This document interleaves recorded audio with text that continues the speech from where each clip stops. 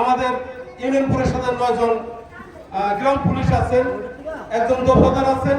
এটা হচ্ছে আমাদের প্রশাসনের সমস্ত কিছু আমাদের এখানে আছে। আরেকটি কথা, বাংলাদেশের প্রত্যেকটা ইউনিয়ন পরিষদে আপনারা মনে করেন যে ইউনিয়ন পরিষদ মনে হয় যে খুবই নগণ্য, একবার ভোট নিয়ে গেলে তাদের ইচ্ছা মতো সমস্ত কাজকর্মগুলো করে।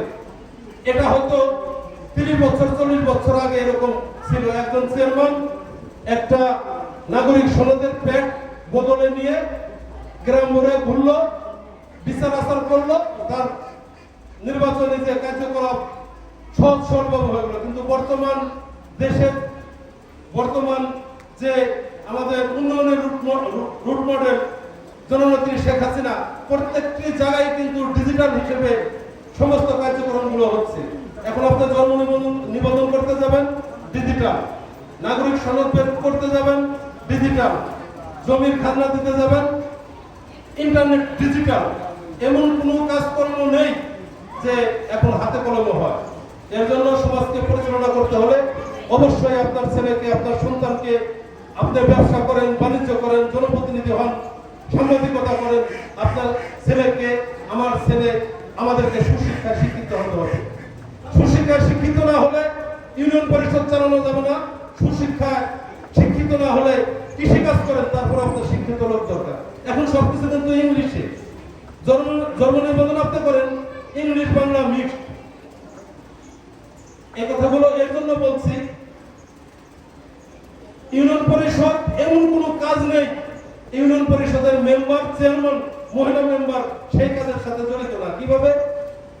উপজেলাতে ইউনিয়ন স্যার আছেন, প্রেসিডেন্ট মহোদয় আছেন, উপজেলা পরিষদের চেয়ারম্যান আছেন, ভাইস চেয়ারম্যান আছেন, যে সমস্ত লোক আছেন ওয়ার্ড থেকে ইউনিয়ন, আমরা সমস্ত কাজ, খাদ্য, বস্ত্র, বাসস্থান, চিকিৎসা, আমাদের যে প্রত্যেক দিনের যেগুলো দরকার, আপনার চিকিৎসার ব্যাপারে যাবেন, শিক্ষার ব্যাপারে যাবেন, জমির কাজে যাবেন, বিদেশে যাবেন, যেখানে আপনারা যান, ইউনিয়ন পরিষদের কাজ না ছাড়া উপজেলায় কোনো কাজ হয় না। উপজেলাতে কোনো কাজ করা সম্ভব না। ব্যাংকে যান, যেখানে যান, ইউনিয়ন পরিষদ মেম্বার, মহিলা মেম্বার, চেয়ারম্যান, এদের প্রত্যেকটা কাজের সাথে এই রুট লেভেলের যে আমাদের স্থানীয় সরকার জড়িত।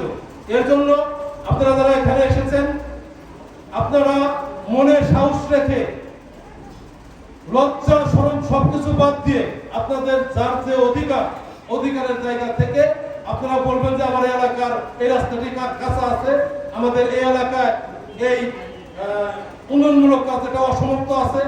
আপনাদের কথা গতবার যেভাবে আমরা লিপিবদ্ধ করেছিলাম, এবারও লিপিবদ্ধ করে এই হয়তো সামনের যে অর্থ বছরে আমরা ইনশাল্লাহ 100% কাজটা করতে পারলেও 100% চেষ্টা করে আপনাদের অসমাপ্ত কাজগুলো আমরা সমাপ্ত করার জন্য চিন্তা করব।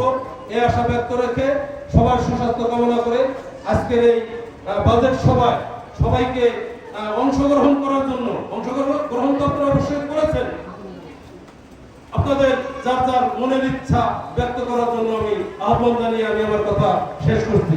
ধন্যবাদ সকলকে। জয় বাংলা, জয় বঙ্গবন্ধু।